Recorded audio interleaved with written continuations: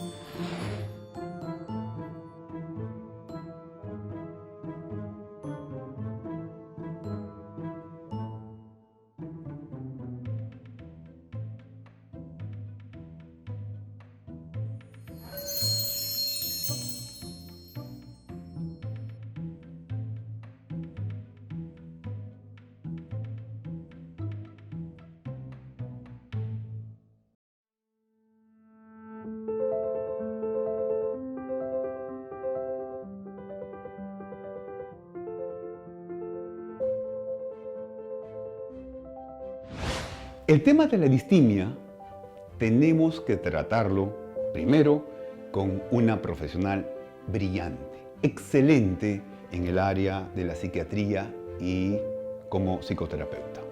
La doctora René Delgado nos va a responder algunas preguntas que tenemos para ella. Algunos temas que ella va a decirnos quizá te parezcan un poco rápidos, un poco inentendibles, pero lo vamos a ir desarrollando o explicando quizá en el programa si nos acompañas en los capítulos siguientes. Ahora veamos qué nos dijo la doctora René Delgado Villa en la entrevista que tuvimos con ella. Veamos la entrevista.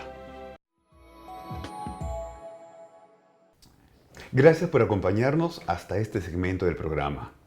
Como todas las oportunidades, estamos con la doctora René Delgado Villa, quien nos va a compartir mucho de su gran experiencia. René, gracias por estar acá con nosotros. Un gusto. René, ¿qué es la distimia? La distimia es un trastorno del espectro de las depresiones, que no llega a tener la magnitud de una depresión, ni tampoco dura el tiempo de una depresión. Sin embargo, va acompañada de mucha irritabilidad, de disturbios también a nivel de la vida social y laboral. ¿Por qué?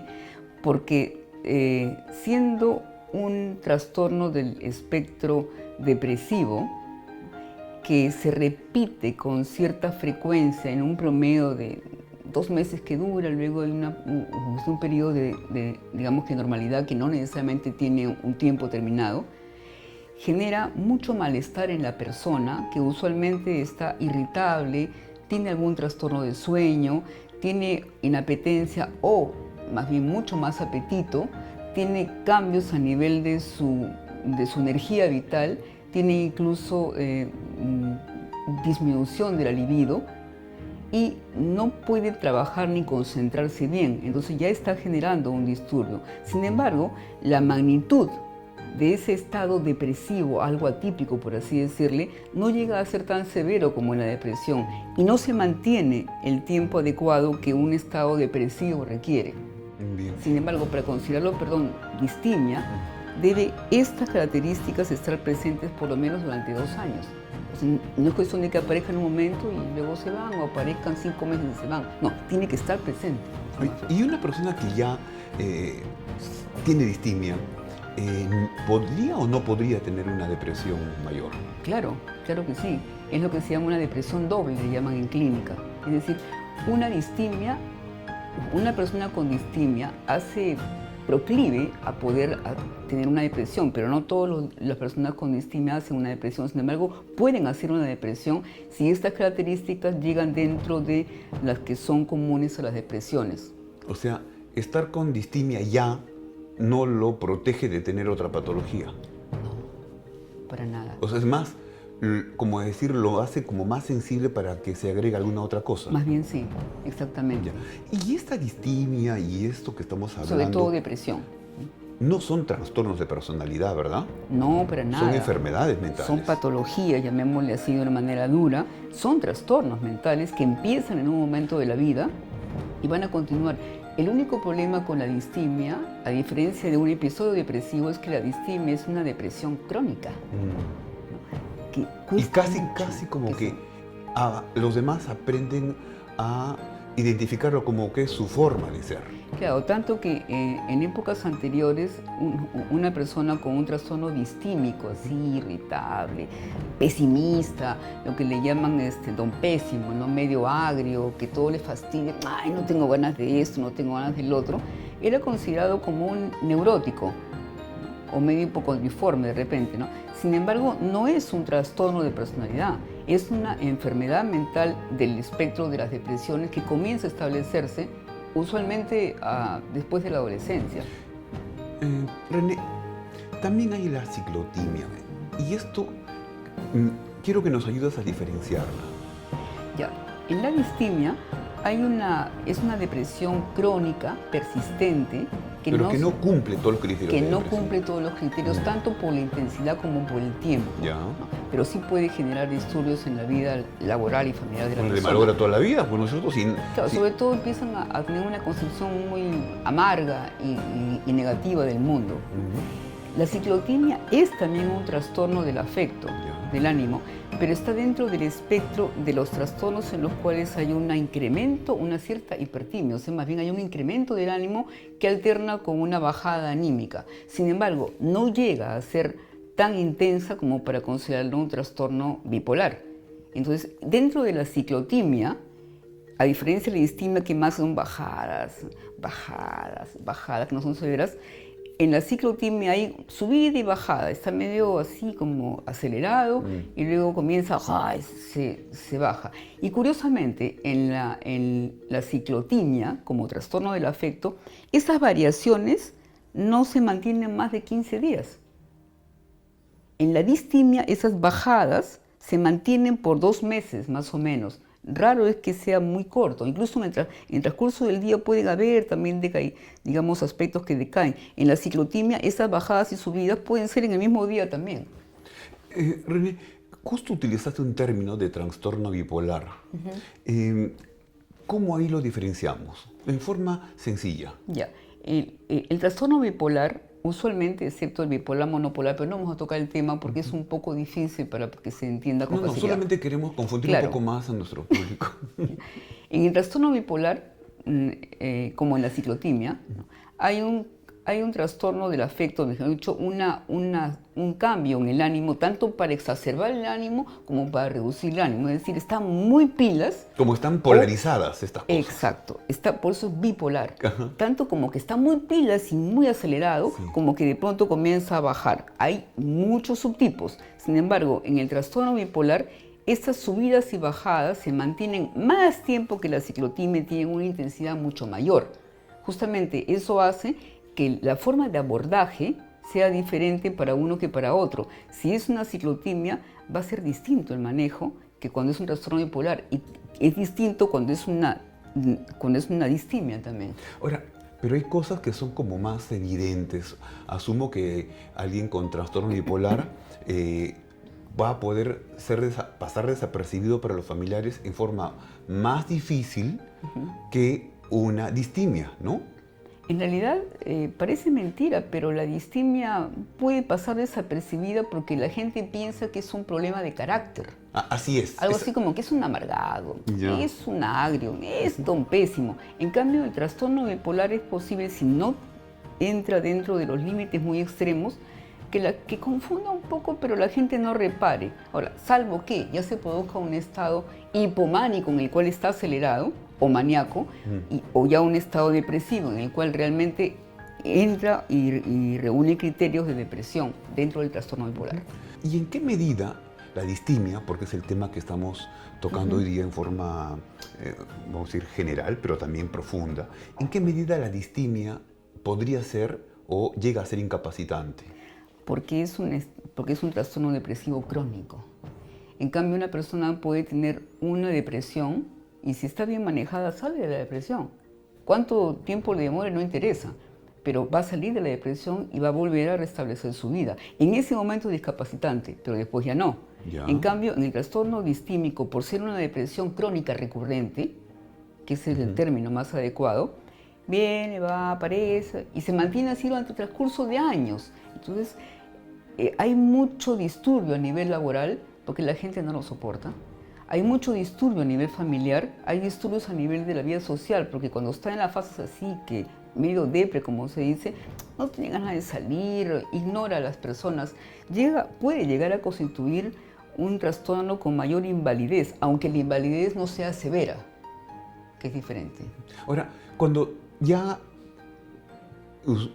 llega al consultorio, el paciente está identificado como distímico, ¿cómo generalmente le puedes brindar atención o apoyo o manejo? Claro, ya se entiende. O sea, ¿cómo puedo manejarlo? ¿Cómo Sí. puedo tratarlo? Claro. Hay dos formas de tratar los tipos de trastornos psiquiátricos en general. Tanto a nivel farmacológico, para esto necesita un antidepresivo. Pero el antidepresivo debe indicarlo el especialista porque va a darse cuenta de la edad que tiene, las características que tiene, si está tomando otra medicación o no y otros factores más. Necesita un antidepresivo, pero no solamente un antidepresivo, de hecho lo va a ayudar bastante, pero va a necesitar un manejo psicoterapéutico que le permita darse cuenta de la forma como ha construido agriamente su mente. En el trastorno bipolar, por decirlo así, necesita también un manejo farmacológico. Dependiendo de la circunstancia, va a necesitar siempre uno que regule el estado de ánimo. El manejo psicoterapéutico en el trastorno bipolar, por ejemplo, es importante, pero no tanto como en el caso de una distimia, porque de una u otra manera, si bien existen factores genéticos que predisponen, biológicos que de alguna manera están relacionados con los cambios bioquímicos en el cerebro, la opción, entre comillas, inconsciente de optar por una forma de conducirse agria, evitativa, irritable, amargada, bajoneada, también tiene un componente de aprendizaje y de estructuración de la mente. O sea, quiere decir que conforme más tarde se diagnostique este problema, como se ve estructurando y profundizándose más en la misma persona, Exacto. entorpeciéndole más y como haciendo más difícil el manejo. Exacto, porque queda muy arraigado y llega prácticamente a estar casi de la mano con su estructura de personalidad, aunque no sea su personalidad. Entonces, cambiar todo eso va a demorar más y, por supuesto, poder modificar la estructura de la mente de alguien de 20 años es un poco más asequible y más fácil que cambiar la estructura de una mente reafirmada de alguien de 60 años. Claro, claro. O sea, justamente este programa tiene un interés que es el informar, el difundir, para que lo que tenga que hacerse se haga en el momento oportuno y más temprano. Ahora, ¿cómo consideras el pronóstico? Es decir, ¿qué se espera de un paciente que tiene distimia?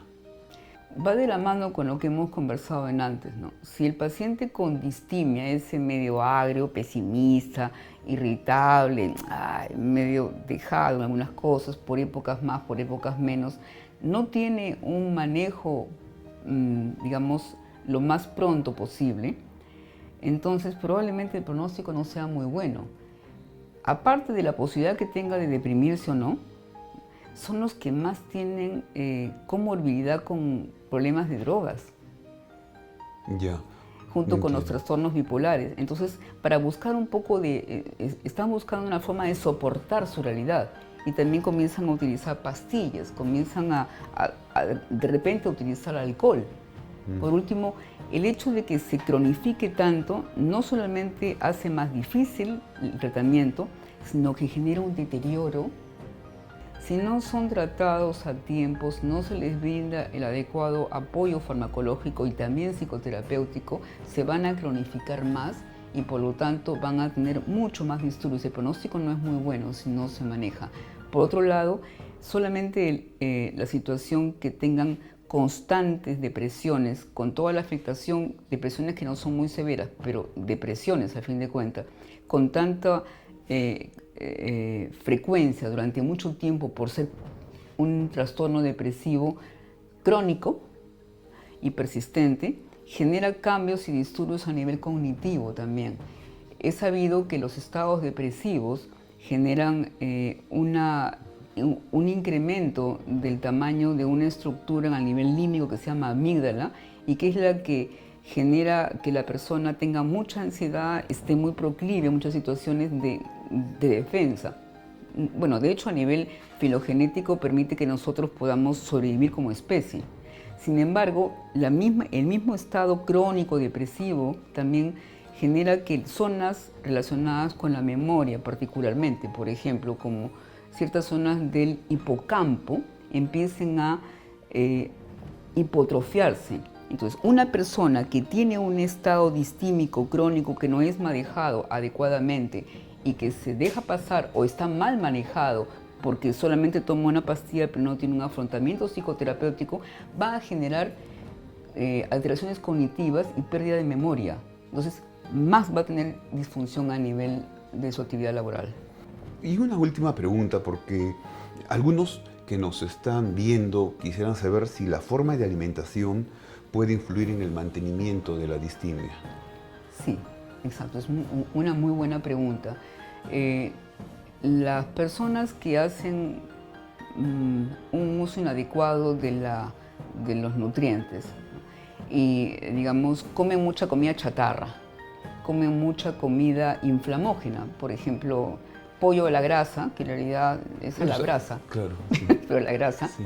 Por ejemplo, no tengo nada contra la Tú no comida comes mucho de oriental. eso, ¿verdad? No, nada. Sí. Papas fritas, tortas, queques, chifa de al paso, que no tengo nada contra la comida china, pero que es Pero por lo deliciosa. menos tú ya estás protegida contra la distimia. Ah, sí, felizmente. Lo que pasa es que una persona que ya presenta un cuadro distímico, pero en lugar de cuidarse está no solamente, digamos, está comiendo inadecuadamente con todo ese tipo de comida, exceso de carbohidratos, por ejemplo, y comida chatarra, está generando más inflamación a su cuerpo. Y está comprobado que los estados depresivos y depresiones no tan severas, incluso como en la distimia, hay un estado inflamatorio crónico a nivel del cuerpo, no a nivel localizado. Y si yo le estoy dando una alimentación inflamógena, empeoro mi distimia, aun cuando tome todas las pastillas del caso. Y una pregunta, porque yo sé que nuestros televidentes ya se la están haciendo. ¿Qué tan raro o qué tan frecuente es esa distimia en la población común? Bastante frecuente. ¿Y qué tanto es diagnosticada? En realidad, el diagnóstico muchas veces no se puede establecer porque no piden ayuda. Claro, porque Porque todos creen que es ¿Qué es parte de su carácter? forma de ser. Que es un antipático y pesimista y se acabó. Excepto que ya tenga un cuadro depresivo, por ejemplo. Ahí es donde acude y comienzan a encontrar la historia clínica. Cuando la persona está ya con distimia y su principal motivo de consulta es su irritabilidad, ¿no hay un medicamento, por ejemplo, antiirritaína o algo así? O sea, que le baje la irritabilidad, porque la persona dirá, yo soy irritable, Ajá, no es lo que estoy deprimido. Usted me tendría que recetar un antiirritativo. ¿Cómo le podemos hacer entender a nuestros televidentes? Para eso justamente hay que ilustrarlo para que pueda darse cuenta que lo que está viviendo es parte de toda una patología que en realidad la está retroalimentando de alguna manera, porque vuelvo a repetir, no solamente hay un factor biológico de por medio, sino hay un factor mental. Si yo digo, incluso lo que tú acabas de comentar, si yo digo, es que yo soy irritable, en realidad yo soy así. Por supuesto, en la medida que yo afirme eso, yo me escucho eso y estoy retroalimentando eso. Entonces, conviene que se percate lo que realmente está creyéndose falsamente. Entonces, en la psicoterapia, en mi práctica, por ejemplo, lo que hago en un paciente distímico es que primero se percate de lo que le está pasando y que él puede modificarlo. Si quiere modificarlo, entonces yo busco un fármaco adecuado que no genere muchos efectos colaterales, porque también la gente tiene un poco de temor a que vaya a quedarse dopado, sedado, dicen, y eso no es cierto. Hay unos que son mejores para este tipo de situación de redistimia, como los inhibidores selectivos de recaptación de serotonina. Sin embargo, también tiene que darse cuenta que necesita modificar un poco su mente, la estructura, la forma como ha construido su propia realidad, porque eso está retroalimentando una situación que no es solamente biológica. Y claro, si es que se sigue creyendo que él nació así, que así es él, como me trae a la mente una persona que tal vez estoy pensando ahorita que está bastante lejos, entonces no va a tener el deseo de cambiar, no va a poner voluntad a darse cuenta que él ha construido ese mundo. Digo, no es solamente la psicoterapia, sin embargo la psicoterapia va a permitir que se percate cómo se ha estado creyendo falsamente que eso es parte de su estructura. René, muchísimas gracias por haber compartido tu experiencia con nosotros. Más bien gracias a ustedes por darme la oportunidad de comunicar, de informar un poco a la gente y por supuesto estamos presos a poder apoyar a cualquier persona que desee no solamente informarse, sino que desee tratarse. Muchas gracias. Nosotros continuamos con el programa.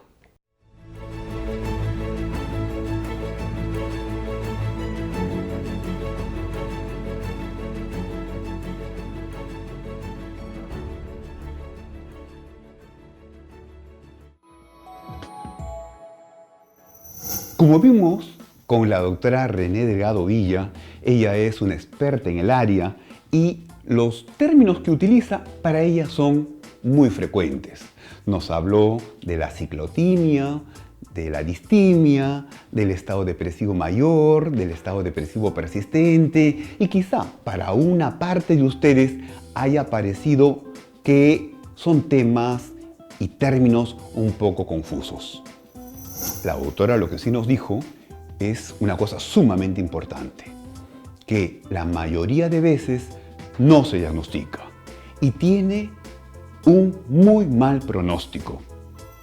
Y el motivo es porque no se consulta y conforme pasan más años en esta distimia, la persona va estructurando más esa forma de ser enferma, patológica y es muy difícil ya modificarla. Y como no consulta y todos los que la rodean le han diagnosticado, entre comillas, que es así, y él ha creído que es así, no se da cuenta que siempre estuvo enfermo.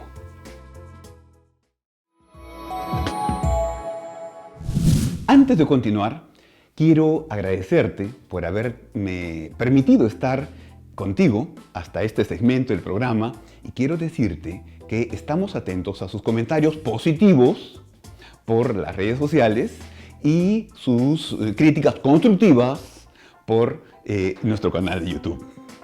También quiero decirte que si te interesa este tema, acompáñame a los otros segmentos porque le daremos un alcance más denso, pero más profundo sobre detalles que hemos conversado con la doctora René Delgado. Veamos los comerciales que tenemos para ti.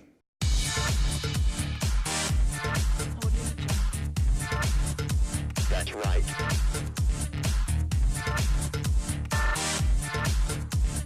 Problems.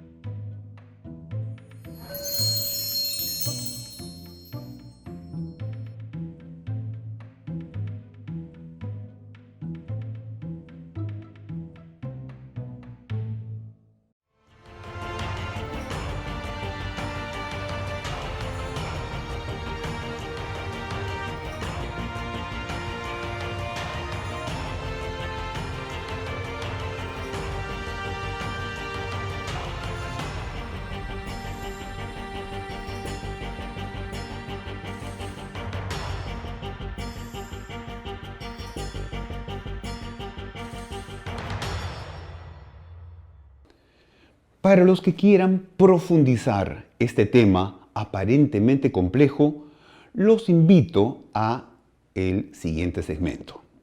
En el siguiente segmento desarrollaré en profundidad este tema porque hay 6% de la población que puede tener distimia.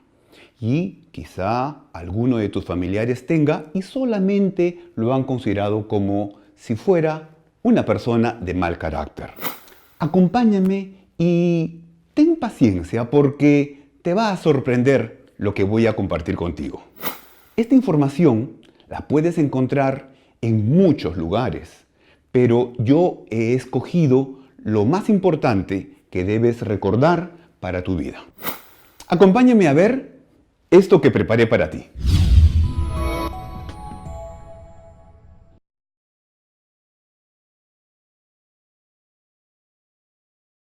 La distimia es la depresión que incluso se disfraza de mal genio. ¿Sueles contrariarte por pequeñeces? ¿Eres enojadizo o tienes un estado de ánimo irritable o deprimido? ¿Tienes dificultad para encontrar las cosas positivas de la vida? ¿Vives con mal carácter o tristeza casi en forma permanente? ¿Tu familia se queja de que eres medio aguafiestas, pesimista o negativo o problemático incluso? Quizá llevas tanto tiempo viendo la vida como a través de unos lentes opacos. Ya quienes te rodean incluso piensas, incluso tú mismo, que eso es tu forma de ser. Quizá también te haya generado rechazo por parte de otros. Pero aunque pienses que sencillamente eres de mal carácter, lo más probable es que padezcas de distimia, un trastorno del ánimo crónico y bastante frecuente, para el que existen tratamientos seguros y eficaces que te harán ver la vida de forma más colorida. Pero, ¿qué es la distimia o trastorno depresivo persistente? Es un trastorno del ánimo, no del intelecto, de larga duración, caracterizado por una disforia fluctuante que puede estar marcada por breves episodios de estado de ánimo normal. Corresponde a uno de los trastornos depresivos incluidos en el Manual de Diagnóstico de Estadística, la DSM-5. Y aparece en la DSM-5 como un trastorno disruptivo afectivo, un trastorno depresivo mayor, trastorno disfórico premenstrual, trastorno inducido por medicamentos y sustancias, y también está junto al trastorno depresivo debido a otra condición médica. Y obviamente ya otros tipos de trastornos depresivos en ese grupo. Por lo general, cuando nos mencionan la palabra depresión, nos remitimos al llamado episodio depresivo mayor y pasamos por alto las otras formas de presentación de los cuadros depresivos. La llamada distimia o trastorno depresivo persistente es, a pesar de ser una enfermedad bastante frecuente e incapacitante, por lo general poco buscada, muy poco conocida por los médicos generales, mal diagnosticada y no tratada. Quienes la padecen viven muy apagada su vida y se ven limitados en su calidad de vida y en el desarrollo de sus proyectos personales. Se considera que la distimia no tiene un buen pronóstico, que digamos, y puede producir igual o incluso mayor limitación que la depresión mayor. ¿Pero por qué? Porque los pacientes con esta enfermedad se quejan de sus síntomas que interfieren en forma importante a sus actividades sociales, obviamente en su trabajo, en la escuela, en el núcleo familiar, pero los distímicos no. Ahora, veamos cuáles son las características principales de la distimia. Primero, tiene un curso crónico, el estado de ánimo depresivo, llamado por muchos mal humor o mal genio, está presente en forma continua en un periodo de tiempo de por lo menos 2 años, sin periodos asintomáticos mayores de 2 meses. Cuando se trata de niños y adolescentes, basta con 1 año de humor deprimido o irritable para hacer el diagnóstico. Cuando la distimia se inicia en la infancia, puede progresar hacia la adultez, de manera que el paciente desarrolla una visión bastante pesimista del mundo y tiene una pobre conciencia de lo que significa un estado de ánimo normal. Por lo que las consecuencias de un pensamiento negativo, continuo y baja autoestima pueden ser importantes a lo largo de toda su vida. Se sabe que estos pacientes suelen invertir su energía en el trabajo y les queda muy poca para dedicar a actividades de ocio, familia o actividades sociales. Obviamente, esto empeora su calidad de vida. Estos síntomas de tristeza o irritabilidad, por lo general, son observados por las personas que viven cerca y, en algunos casos, también por el mismo paciente. Lastimosamente, muchas personas que padecen distimia piensan que la vida es así, que este estado de ánimo es parte de su personalidad y suelen conformarse y no buscan ayuda por lo general. Presencia de otros síntomas sería como alteraciones del estado de ánimo, tristeza e irritabilidad, como dije.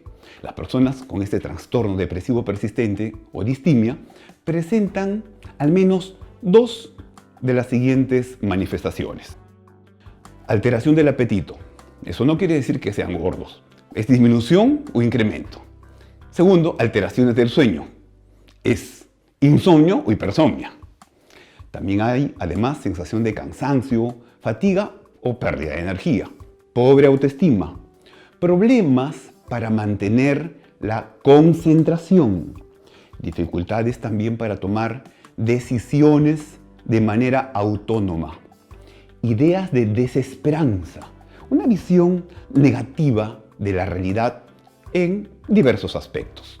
A diferencia del estado depresivo mayor, muy conocido, cuyos síntomas se consideran más severos, las personas que padecen distimia pueden dejar pasar largos periodos, años de años, para recién consultar al médico, lo que acarrea mayor sufrimiento y menores posibilidades de tratamiento y de recuperarse.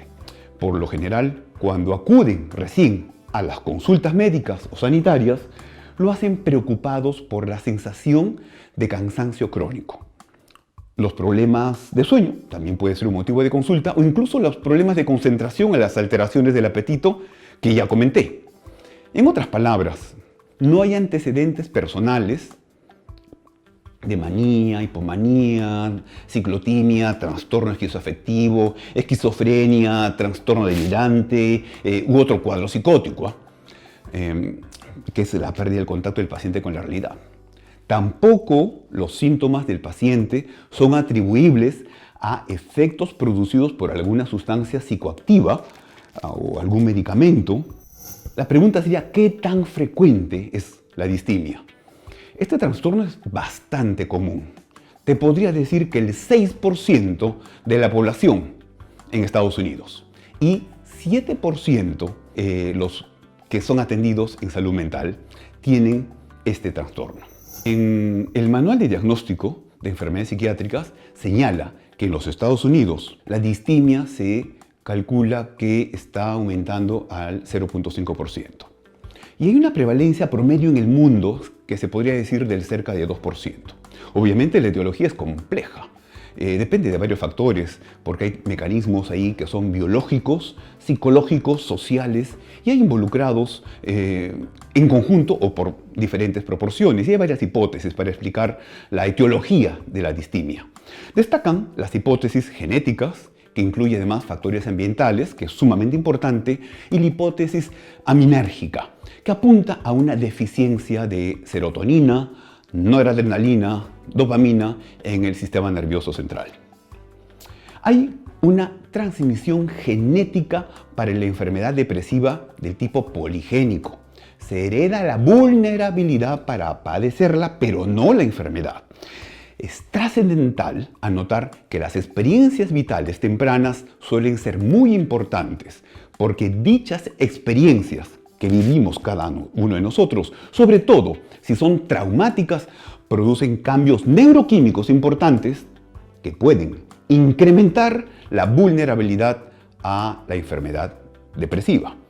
Específicamente, la experiencia de eventos traumáticos durante la infancia parece asociarse con la aparición, la evolución y el pronóstico de la distimia. No obstante, se considera que 3 grandes sistemas en el cerebro tienen relación o se afectan: el eje hipotálamo pituitario adrenal, el sistema de liberador de corticotrofina, CRF, el sistema del hipocampo y el sistema noradrenérgico. Todos los cambios producto de los eventos adversos durante la niñez de esta persona los hacen más sensibles a los circuitos de la CRF que dije antes, que de la aparición de ese estrés que comenté del desencadenante, y lo perturba en la adultez. Y le genera además una respuesta exagerada al estrés. De modo que si la persona tiene una exposición persistente al estrés en la vida adulta, las vías del estrés que mencioné hace un momento vuelven a estar hiperactivas, lo que causa un aumento exagerado y persistente del factor liberador de corticotropina y la secreción de cortisol, que podría disparar la distimia.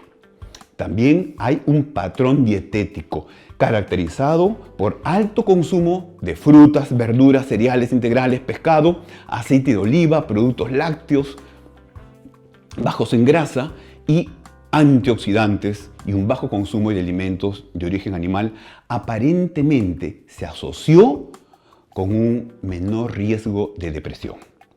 Un riesgo alimenticio caracterizado por alto consumo de carne roja y o procesada, granos refinados, dulces, productos lácteos con alto contenido de grasa, mantequilla, papas, salsa con alto contenido de grasa y un bajo consumo de frutas y verduras sí se asocia con riesgos de depresión. ¿Cómo puede manifestarse la distimia? Quizá te haya llamado la atención que la alimentación también participa en el estado de ánimo.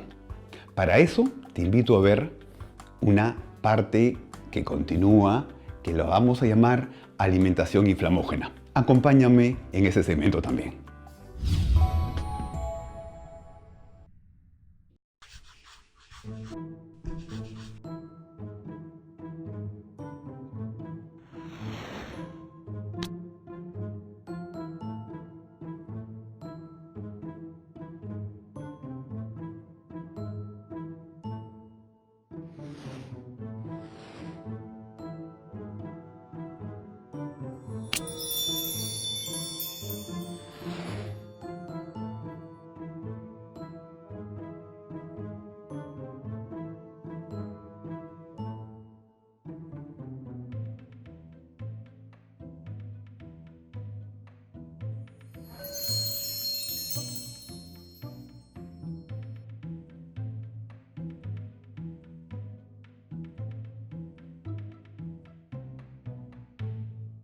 Muchísimas gracias por acompañarme hasta el final de este programa.